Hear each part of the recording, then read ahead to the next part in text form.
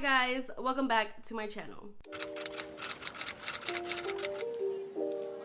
So for today's video, I'm going to be doing a new releases reading vlog. I am going to be trying to read first book, King of Wrath by Huang. I have been wanting to read this ever since it came out, so it's still a new release for me, even though it did come out last year, I believe. Yeah. So originally for this vlog, I wanted to read Anastasia by Sophie Lark. I wanted to read Frat Boy by Nikki Sloan, but now I am changing things up just the way the cookie crumbles. I still am going to read King of Wrath because I do want to read that for sure, and I am going to change Anastasia to Stolen Air by Holly Black. I originally thought that I was going to keep Stolen Air in a different reading vlog, but it's different characters, so I figured I could just throw it into this video because I do want to read it, and it is a new release of 2023. It came out on the 3rd of January, so it honestly, it fits perfectly. I'm glad that I'm switching it out. It is also a fantasy romance that I'm switching it out to, so it's not going to be like, you know, too much different. I still want to read Anastasia, but I just don't know when I'm going to get to that, and I didn't feel as compelled to start that one because it's so long, and I do feel compelled to read Stolen Air because I just finished reading the Folk of the Air series, and like I really want to read it. So I'm switching those two. So now we're going to be reading King of Wrath and Stolen Air. And for my third book, I originally was going to read The Frat Boy, especially because it was a book club pick for Smut Club, I believe. But I didn't realize that that book is not on Kindle Unlimited, and I don't want to buy it, and I don't want to buy the Kindle version. So we're scratching that. I eventually will probably read it just because I love the Nashville Neighborhood series by Nikki Sloan. But again, I don't want to buy it, and I am not that interested in it to buy it, if that makes sense. So I instead will be reading An Optimist Guide to Heartbreak by Jennifer Hartmann. And this is gonna be my first ever Jennifer Hartmann book. I'm excited. I am kind of nervous. I don't know if by the time you guys see this reading vlog, the second part of the duet will be available. But if it is, maybe I'll include it in this vlog depending on how the first book goes. But for sure, the first book, An Optimist Guide to Heartbreak, I will be reading in this vlog. I think it's better, you know. It's still a contemporary. It's still gonna be an angsty, and it's a new author to me. I know I probably should have started off with Still Beating and like her later works, but I mean, what better book to read than a new release by an author that is so loved? Because if she's so loved, then this book has to be great, right? So yeah, those are the three books that I'm gonna be reading. I am so excited. If you guys want to see my thoughts on these books, then go ahead and keep on watching. So I'm currently 14% of the way in on King of Wrath by Huang, and I am loving it so far. I'm really liking it so far. I think there is an elevation to her writing in this one. It feels a little bit more adultish, and I'm very much enjoying it, and I'm excited to continue reading, which is why I was saying I'm doing this other reading vlog, and I was saying how I want to read King of Wrath more than I want to read the other book for that reading vlog. But super excited to keep reading. I just know it's keeps getting better and better. They're already in forced proximity, which you guys know I love, because Vivian has to move in with Dante, and like low-key Dante is a little mean. Like the stuff that he be telling her, I'd be like, oh, and not the black Amex card, girl. When he said that was on her nightstand, I was like, period. So good. I loved it. I love that moment. Also when like he puts his hand around her neck, like just all of a sudden, like real casual, like, and I was like, okay, we already doing the necklace? It was so good. But yeah, so basically I'm loving it, and that is the update for this vlog, a little mini update. I will try and update you guys again at the 20% mark, which is usually the update that I usually give, but so far it's going good. Hey y'all, so I'm in my car right now, but I did want to do a King of Wrath update. I just literally spent my whole morning filming. I had lashes on and everything, but I took them off because low-key, like, why am I wearing lashes? Like, sometimes I wear lashes and it's giving, and sometimes I wear lashes and I'm like, bitch, it's doing too much. So I just need to find that balance, but that's completely off topic. I did stop to get me some Dunkin', and I did get myself a bagel with cream cheese because I didn't eat breakfast today, and it's already 2 o'clock.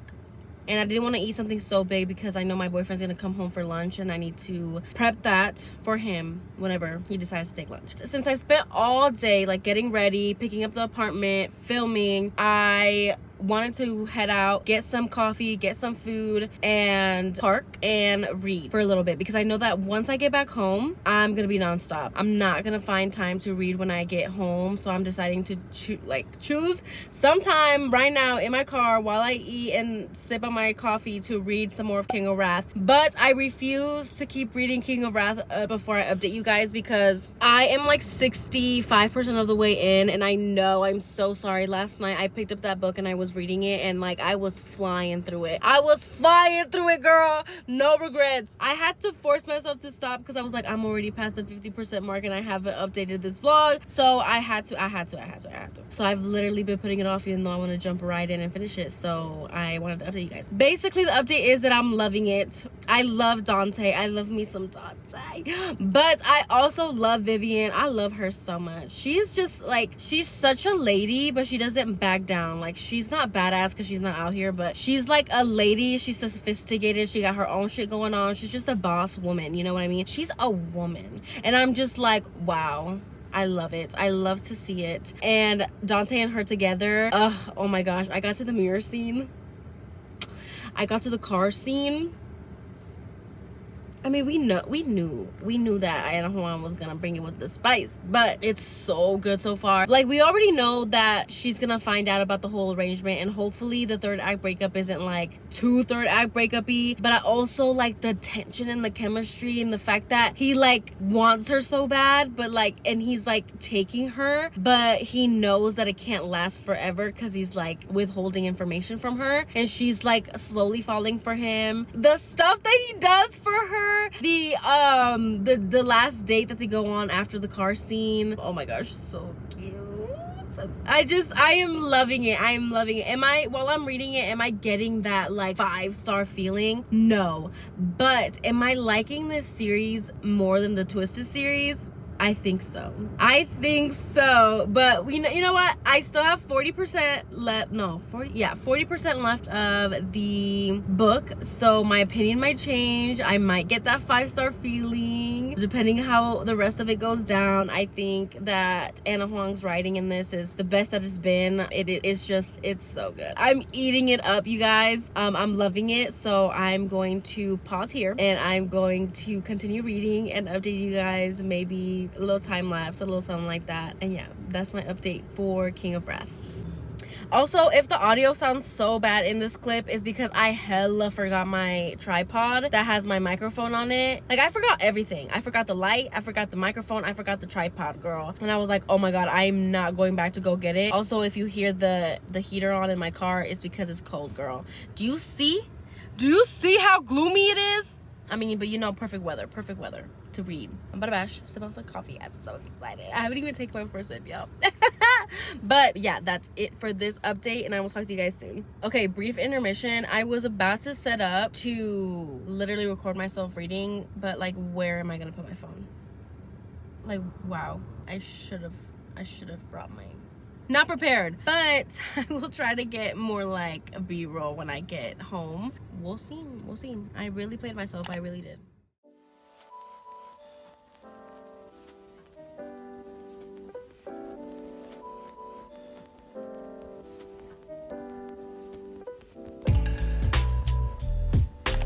Okay, don't mind my lipstick. I just finished eating my bagel, so Vivian needs to get it together. I hate the way that she acts with her parents. And honestly, I'm on Dante's side. Like, they just literally had their first argument and it was about her parents, and I'm just like, he was making valid point over valid point over valid point, and she was just saying like, you just don't understand, put yourself in my shoes, blah blah blah blah blah. And I'm like, girl, she's wrong. She's wrong. Her parents should not be doing that shit to her. And oh my god, it pisses me off. I'm not gonna lie, it pisses me off. It makes me upset because she's wrong and Dante's right. He just wants the best for her and she's not seeing that. And like, her parents really do treat her shitty, and she's just like, it's family. I'm like, so she's so wrong. I hate her right now. Okay, she just said that she was wrong and Dante was right. So I like her again, but she really pushing it. Okay, so we just got to After Paris. Dante is going through it. I just don't know how it's gonna go down, because Vivian has this overwhelming sense of loyalty to her family despite how bad they are. But Dante had to do what he had to do. Ain't nobody blackmail him. So I am just like dreading it. Like I'm dreading it all. I am. But I hopped on here to say that I love Isabella and Sloane. I think they are so cool. Sloane is so funny. She's like a workaholic and she has a fish. And she's like not wanting to name it because it's only temporary, but it's been a year. And Isabella, oh, I love her. She's like a bartender at Valhalla, but she's a romance suspense or thriller or something like that writer. And I know for a fact her romance is with Kai. And if you read this, you know who Kai is. I think it is them too. I think so. I'm just so excited for the rest of the series. I need to like double check when the second book comes out because I'm gonna be here for it.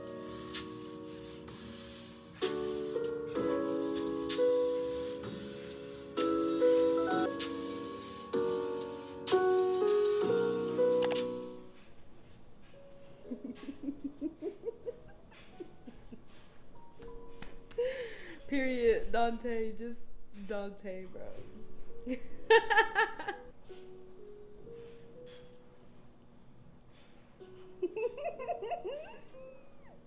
Bruh.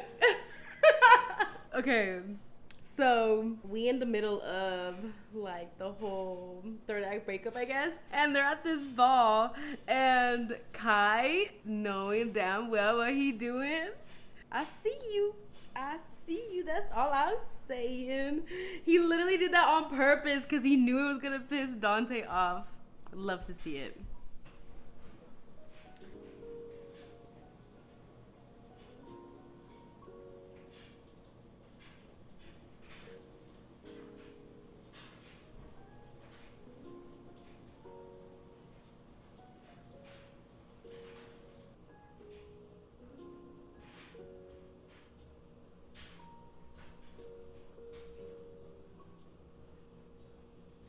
Not this man getting on his knees for her and her literally still being like, no. I love to see it. I do love to see it. But at the same time, I'm like, oh, Dante. No, but yeah, I would fold for Dante so fast. But you know, Vivian is doing it. Vivian is doing it for the girls.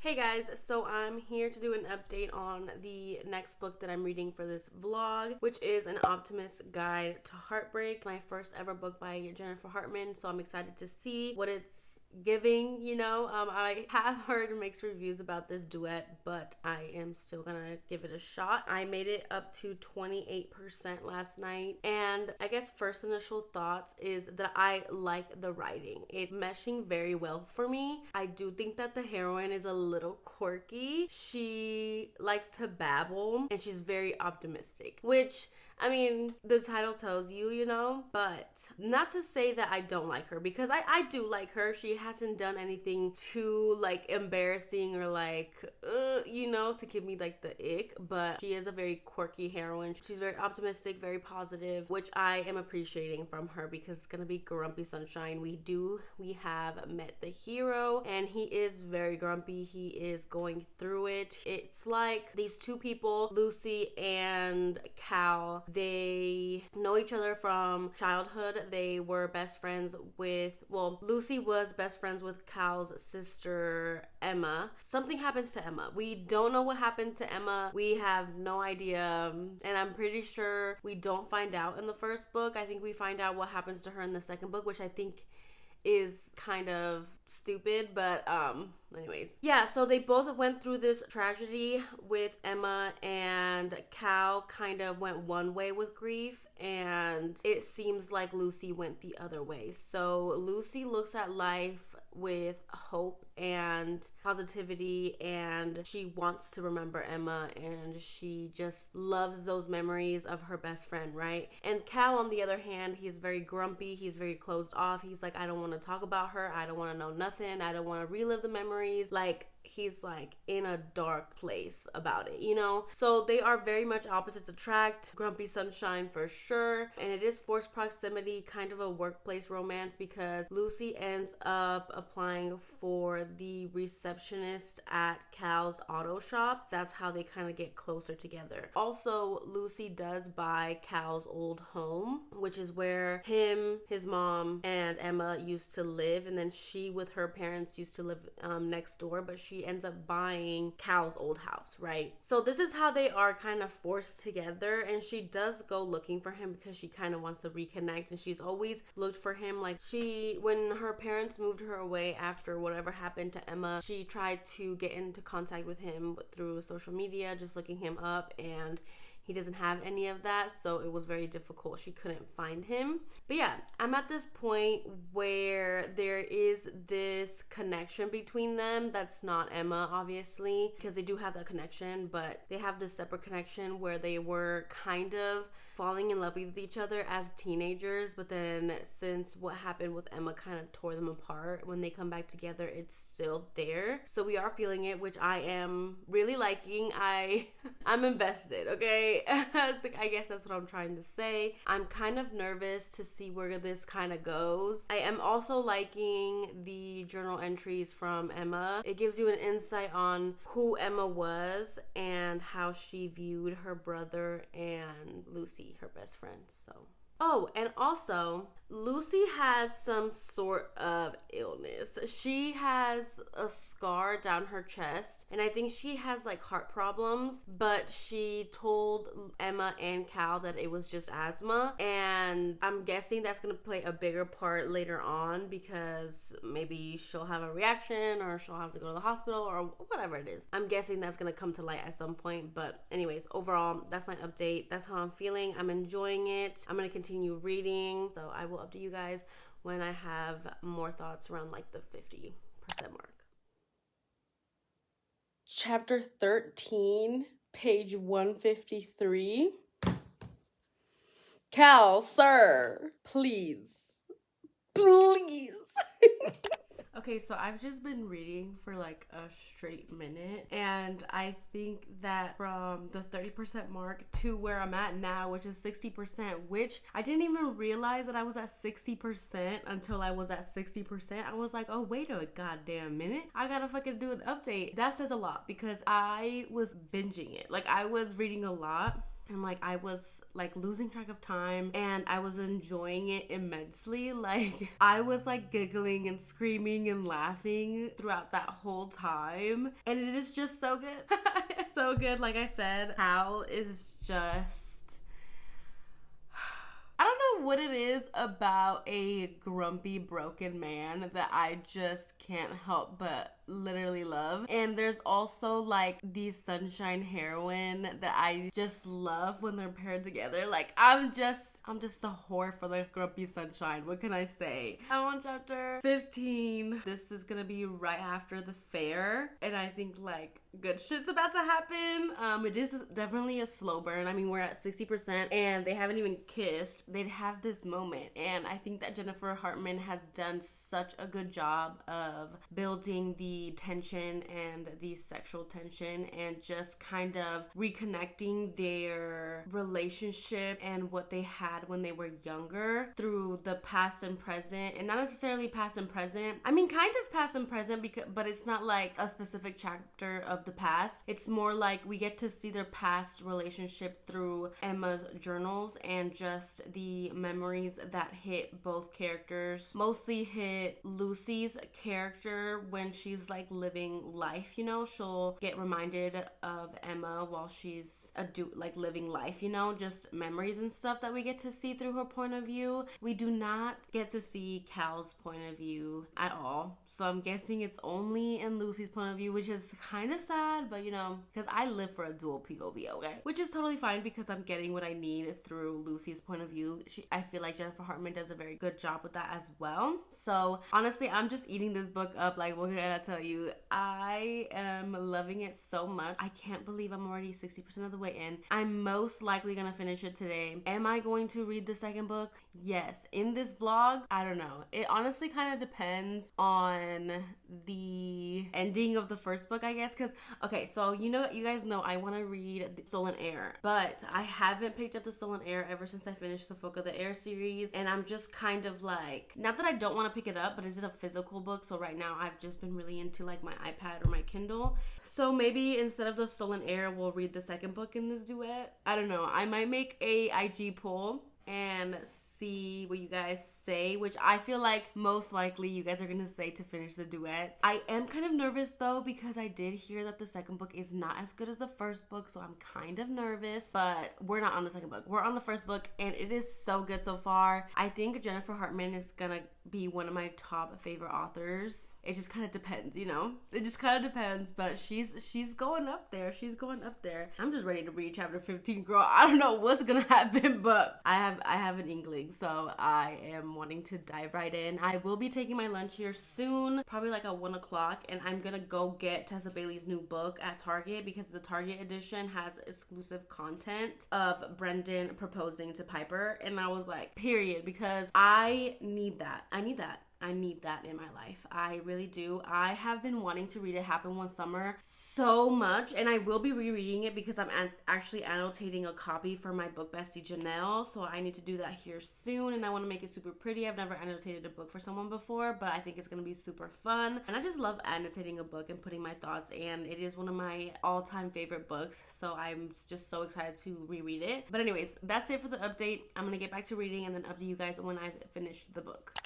Okay, so I know that I said that I was gonna go to Target to get the new Tessa Bailey book on my lunch. But you know what had happened is that I like reached the 80% mark in this book, and I literally can't stop reading it. Like, I need to know what happens. I even put on my story, does this have an HEA? Because Lord Jesus fucking Christ, because if it doesn't, what did I get myself into? What did I get myself into? So now I'm in my reading chair, about to curl up with the blanket and finish this book and possibly start the second one, because what?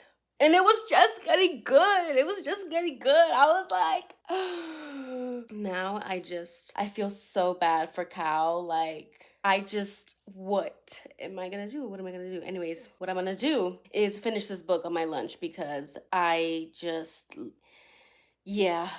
yeah, so I'm gonna finish this book and possibly start the other one. We'll see what happens. I will keep you guys updated. I'm on chapter 20 and I'm 86% of the way in, so I'm just gonna keep reading. I have an hour. I will just get the new Tessa Bailey book when I'm off work. It better still be in stock, which I doubt that it won't be, but you never know with my luck. But yeah, I'll update you guys after I finish the book. Hey guys, so I'm here to do my final update for this new releases reading vlog. I have decided that I will only be reading King of Wrath and An Optimist Guide to Heartbreak, as well as A Pessimist Guide to Love. I did read the duet, so that's 3 books for this reading vlog, and honestly I was gonna read Stolen Heir, but I am not quite feeling it right now, to be honest with you, and I don't want to force myself to read it for this vlog and then give it a bad rating because I knew that I wasn't enjoying it and I wasn't in the right headspace for it. But let's talk about An Optimist. Let's talk about the Heart Song duet, because these 2 titles are long as hell, so I need to talk about them. Okay, this was my review for both of the books. So as you guys know, I'm pretty sure I told you at the beginning of this vlog what the first book about An Optimist's Guide to Heartbreak was about, and I put, this book gave everything it needed to give: the angst, the tension, the major grumpy sunshine vibes. Oh, I ate it up. And it's facts, because I ate up the grumpy sunshine. I did think that Lucy was was very optimistic and very sunshiny, sometimes to a point where I was like, chill, bitch, like chill out. But it gave everything I needed to give. Like the first book, 4 stars, you guys. I loved the first book. The tension, the angst, the back and forth, just the way that Lucy loved Cal so much and just was there for him and didn't let him go because she knew him, she saw him, she knew who he was before the death of his sister. So it's like she is hoping for Cal to like come out on the other side and just go back to normal. You know what I'm saying? I was invested from the beginning. I couldn't stop reading, and after I finished the first book, I immediately jumped into the second book. There was so many things I needed to know: how Cal became so jaded about his sister's death, and how Lucy became even a brighter ray of sunshine, how Emma died, and how Lucy got her chest scar. There were so many things that kept this book interesting and entertaining. I was highly invested in the HEA, and I was, because after I finished the first book, I jumped right into the second book. And I don't know if I told you guys that I did, but like right after I finished the first book, I literally read the second part of the duet same day, finished it the whole day. Like I binged this duet, you guys. Like I was in it. Like I needed my HEA, so like I was heavily invested. I was there for the emotion, I was there for the heartbreak, I was there for just Cal and Lucy together. And it's just like I needed Cal to get his happy ending, and I needed them to be together. I truly do believe that they are soulmates. I loved them. I loved them together. I loved how slow it was for Lucy to really gain Cal's trust and to give him hope. She was the yin to his yang. Despite everything that Cal threw her way, and despite every mean thing he said to her, she always believed in him. She knew him, loved him, and saw him for who he was, and she wouldn't let him go. I also really loved how possessive and protective Cal was with her. He was just a jealous, grumpy man, so broken, and I just wanted to give him the biggest hug. He was also dumb and so reluctant to love, and I was so here for their journey. It was a case of he loved her but didn't think he was good enough for her. Sometimes I eat it up and sometimes I don't. In this case, I definitely did, and I definitely did. Because despite all of that, like we get Cal's point of view in the second book, and we get just to see what a dark place he's in, and just the way that he feels after loss. This duet is heavy on the grief. It is emotional, it is heartbreaking, and I loved it. I felt the feels. That's what kept me so invested. With that being said, you guys know that I love Jennifer Hartmann's writing, because if she makes me feel the feels, then you know she's doing a good job. I did appreciate Emma's diary and getting to know her through there. I also loved learning more about Lucy's condition and getting a deeper dive into Cal's past and how the past 10 years have been for him. I was shook about finding out about Emma's death. I was not expecting that at all. I think it was supposed to be shocking, and shook me, it did. I also really loved all the side characters in the story. Overall, solid read, especially for it being my very first Jennifer Hartmann books. So the reveal of Emma's death was very prolonged for no reason, and I think because it was prolonged for so long, that when we did find out about it, it was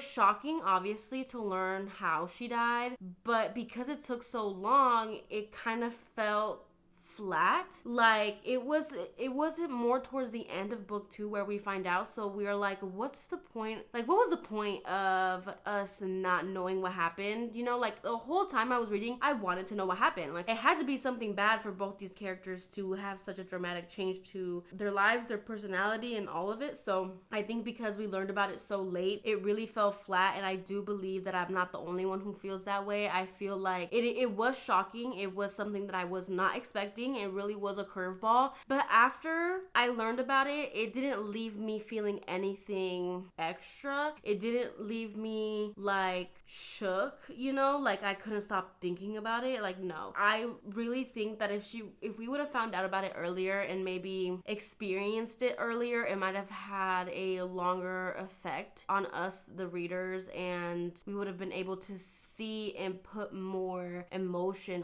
onto why these characters are doing and saying what they are. So yeah. That's how I honestly felt about it. I do recommend it if it sounds like something that you might enjoy. Just know that the first book is so much better than the second one. I did give the second book 3 stars. This book did in fact not get 5 stars, just because I did think that Lucy's optimism and positivity was too much sometimes, as well as that when Cal was mean to her, she kind of just brushed it off like nothing, and sometimes I really wanted her to stand up for herself, but she never does. She follows him around like a lovesick puppy 99% of the time in both books, and that's on facts.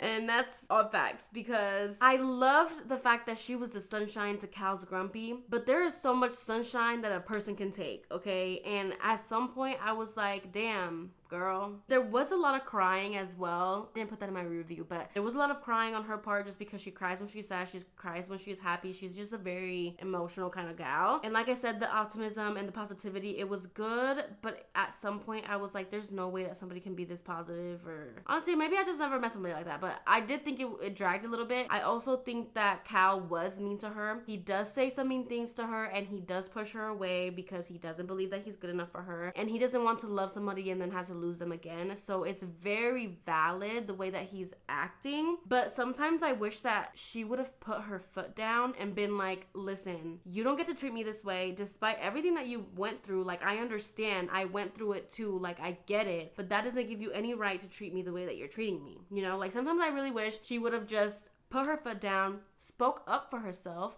But no, she does follow him around like a lovesick puppy the whole time. I was really enjoying it in the first book because she just loves him so much, and it was that back and forth of grumpy sunshine. But at some point, like, that lovesick puppy type of feel didn't feel like that in that first book. But in the second book, I feel like it was more so. Yeah, like, I just wish it would have gone differently. Like, I didn't mind it in the first book. It's not as obvious. It's more like cute and very much giving unrequited love and just so much pining and all of that. I also think that the duet could have definitely been one solid book. The first book is only 294 pages, which I did not know that book was less than 300 pages. You guys know how I feel about books being longer than they need to be. And the second book is 311. So if you combine these two numbers, you get roughly like 600 pages, right? Around 600 pages. This book could have definitely been one book. It could have just been one solid, amazing, emotional, heartbreaking, grumpy sunshine, forced proximity book. The thing is that the first book is not even 300 pages. So you're gonna make a duet and not even make both books 300 pages. Like, a 300 page book plus is a book to me. Anything that is less than 300 pages is a novella. So I feel like you could literally combine both of them with some revision. You could have had one thick book and have brought the emotion, the heartbreak. You could have done Emma's shocking death. You could have done everything in that book, that build up, and then gotten them together, but then also having to fight for Cal's mental health and just all the ups and downs that comes with their relationship, because they're both at some point not mentally stable enough for each other, and then one is stable and one is not. So I feel like this could have definitely been one book, and I think it could have easily gotten 5 stars for me, because the second book just really dragged on. It was a lot of back and forth, and I just wasn't invested. I was losing interest. I was like, what's the point? Like, honestly, at that point in the second book, I was like, I'm honestly just reading to see what the hell happened to Emma, because I've been wanting to know since the beginning. So it just sucked because I loved the first book so much, but I also needed my HEA, and I didn't get my HEA until the second book, but the second book was so not necessary, you know? So it's a lot, you guys. I think that it also took way too long for us to find out how Emma dies. We don't learn the how until book 2. I also believe book 2 really went downhill for me. It was a lot of back and forth of them being together and then not. I also found the third act breakup to be stupid, which it was. Also, very important to mention, we don't get any steam until the 90% into the first book. Yeah, y'all. Yep. We don't have any steam in the first book. We have the tension, the build-up, but we don't get a full sex scene in the first book. And to be honest, I've heard that Jennifer Hartmann is a steamy author. So I'm like...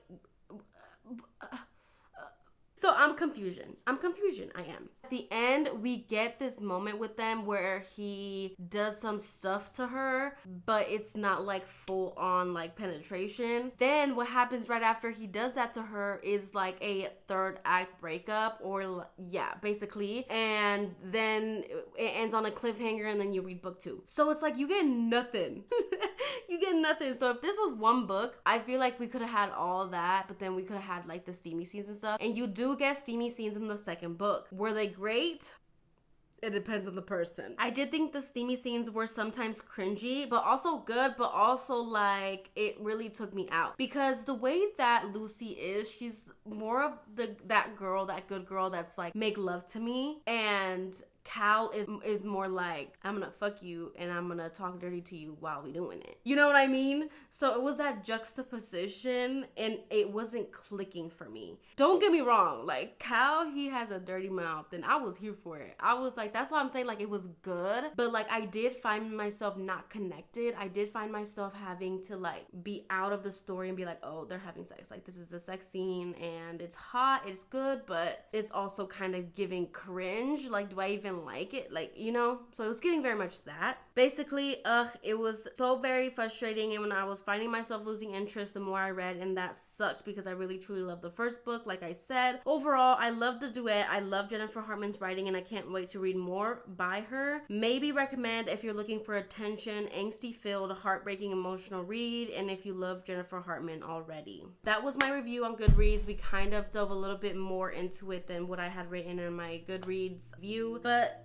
yeah, that is my opinion on the Jennifer Hartmann duet that she dropped this year. Like I said, it was good. I do recommend it because at least the first book was really good, and I feel like if you get attached to them in the first book that you will enjoy the second book. I don't know if you'll love the second book, which you might. I have heard that people love the second book as well, and other people feel the same way that I did. So it's honestly up to you. If it sounds like it's up your alley, then it's definitely a recommended read from me. Can't wait to read more Jennifer Hartmann though. Like, I am excited that I finally crossed her off of authors I need to read ASAP. I do need to read Still Beating. I know that's a book that a lot of people are recommending for me to read and a lot of people's favorite book by her. And I also am really, really excited to read Lotus by her. So maybe future Jennifer Hartmann reading vlog. Who knows? But I believe this reading vlog is already long enough. I will talk to you guys in my next video. Don't forget to like, comment, and subscribe if you guys liked my video. Comment down below a flower for the Heart Song duet by Jennifer Hartmann, or comment a ring for King of Wrath, because I think my top read in this reading vlog was King of Wrath. I truly did love it. I gave it 4.5 stars. I bet a lot of you have already read it.